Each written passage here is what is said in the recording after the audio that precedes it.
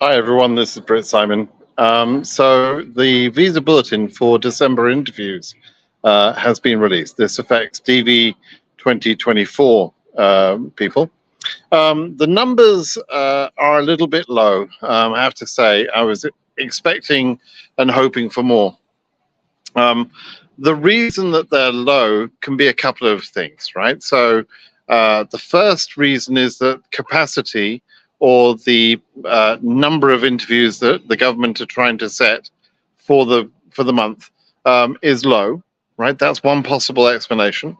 And the other explanation could be that, as I think I explained last month, as I know I did because another YouTuber totally copied my content.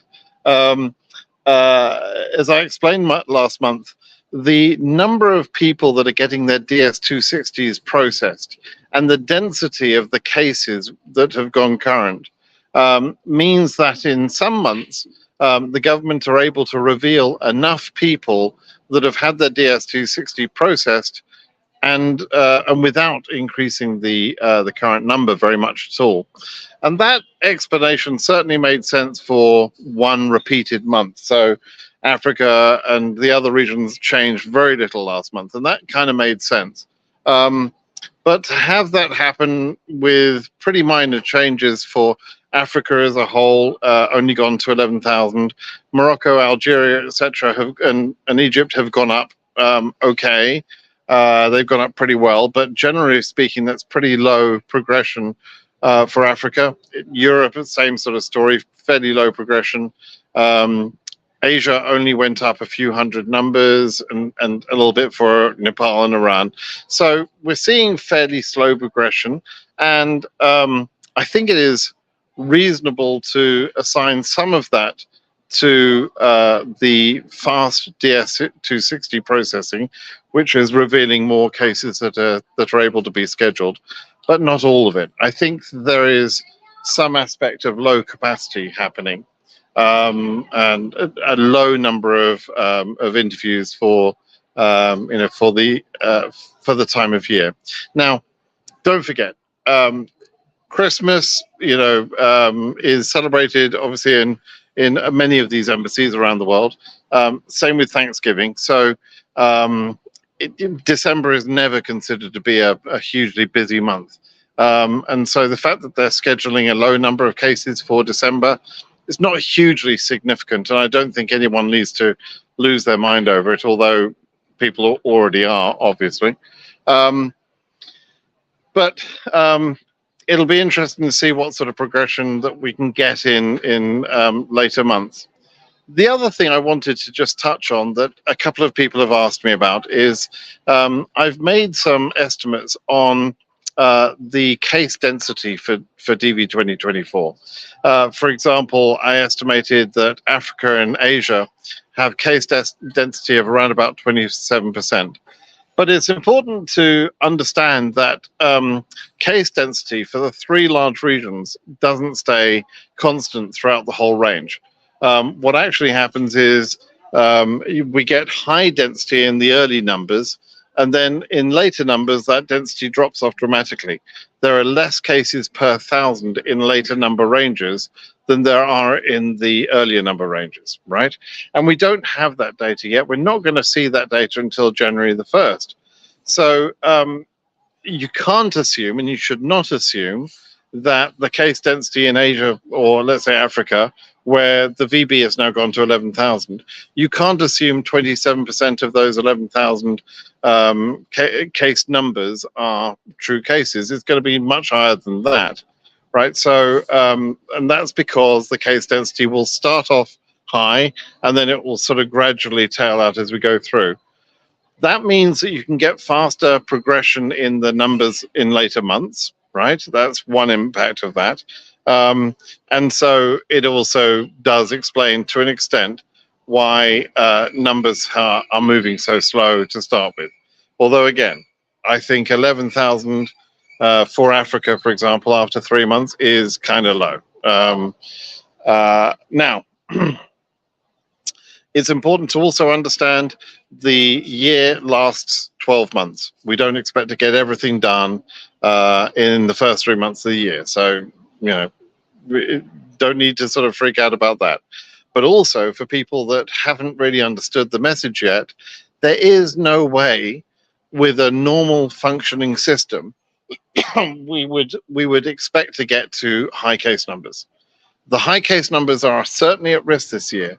And probably the only region where we could see high case numbers actually being reached is only if we see embassies in the African region behaving badly.